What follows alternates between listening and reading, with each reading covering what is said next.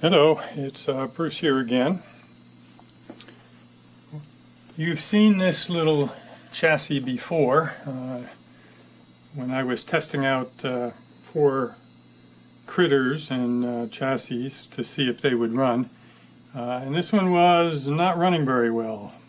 And now you can see, with a little tender loving care, it's running fine, actually quite smooth.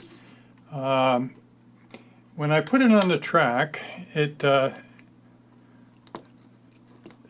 runs fairly well, but often needs a nudge to get started, and I think a lot of that has to do with the weight of the unit right now. I think if it had a little more weight, it would be picking up from the track better. So, for instance, right now, I do have to put the leads on. Common problem when I go back and forth is to forget to do this.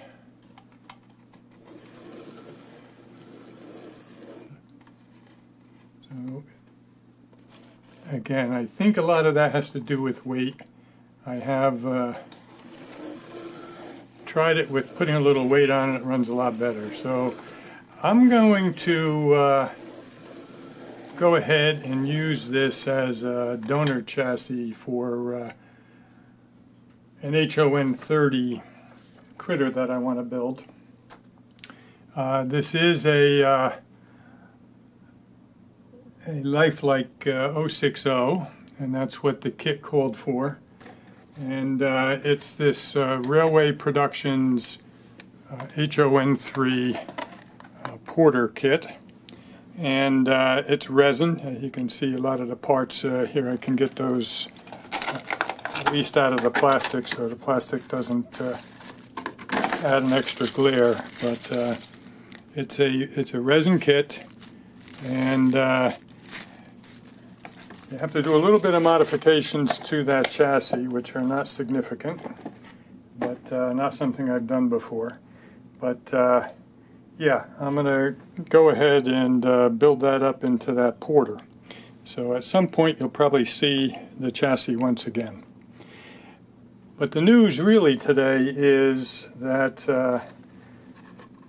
my Kato N-Gauge 11-109 motorized chassis came in. As time goes by, it becomes all the rage to use different motorized chassis as the basis for building critters in HOn30. And, at one time it was, and probably still is to some degree, Tommy Tech or Tommy Tech, I'm not sure how they pronounce it. They had quite a number of different motorized chassis that became the basis of HOn30 locomotives. Of late, because the Tomies have been getting a little harder to get, the Kato motorized chassis have become very popular. And when I went online to look at what was available, I found a number of producers, vendors who were making, with their 3D printers, box cabs and center cabs and other kinds of critters that would fit on this 1109 chassis. Now, I just want to show you how smooth this one runs. I mean, if you have ever seen anything slow as can be, you can get it going. Smooth.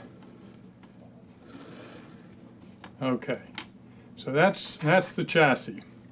Now, although there were a lot of vendors, the one I went with produced this center cab that fits right over that chassis. Let's just show you. So the chassis, the shipping is outrageous from Japan. It depends. Some of them say that the chassis is $20 and the shipping is $25. This one, the chassis was $30 and the shipping was $11. Anyway, with everything, it came up to about $48 for that chassis. And this shell is $15. So for under $65. Got myself an HOn30 locomotive. Now, this fits right over this chassis. It's got the cutouts for it and everything, and it will snap in place. It'll be a tight fit. I don't want to snap it in place yet because I got work to do on it. So let me put it back down on the tracks here a minute and just put that chassis over it. Again, that'll just push down in place there. I want to do the work on the unit before I push it down in place, and I'm sure we can pop it off again, but I don't want to do that too many times. So a little center cab that I'll have pulling a set of mining cars, and I'm thinking of having it actually on a section of track that has auto reversers on either end so that it'll disappear into the mine, it'll pause for a while, it'll come out of the mine and go over to Tipple or some other location like that. Let me put this guy's little roof on here a minute, and that's a nice fit also. And again, I don't want to snap it down in place. So that unit I got from let's get this out so you can see it. Give a shout out to him. It's JT's Trains and Stuff, located in my old home state of New Jersey. His eBay store is JTS Trains and Stuff on eBay. And he has other units for HOn30, and that'll fit different chassis. So you should stop in and see his stuff. And I'll tell you, I ordered it, and I think 3 days later I had it in the mailbox. So it was prompt delivery. It's a very nice 3D print. What I'm going to do is add some grab irons on it. I'll probably put a little horn on it and a bell maybe, and some steps. And once I get it the way I want it looking, then I'll do a follow-up video on it. While I was researching this, and I really wanted a little center cab, and that was perfect for what I wanted. But I also found another vendor who had some very interesting stuff that fit different chassis and also fit. Yeah, I'm not gonna think about having a senior moment right now, but it'll come to me sometime during the video, I think. But it's this company, ALW, Apogee Locomotive Works, and they have their own website. They have a nice little HOn30 battery mining locomotive that fits over this same chassis. And I'm thinking very much of getting that as well, because that would look good coming in and out of the mine just as much as this little center cab. They also had an HOn30 box cab, and they had a lot of other shells. Mostly, I know they had an ON30 shell, but most of them were N scale. And it's one of the few places I've ever seen have a selection of shells for fireless locos.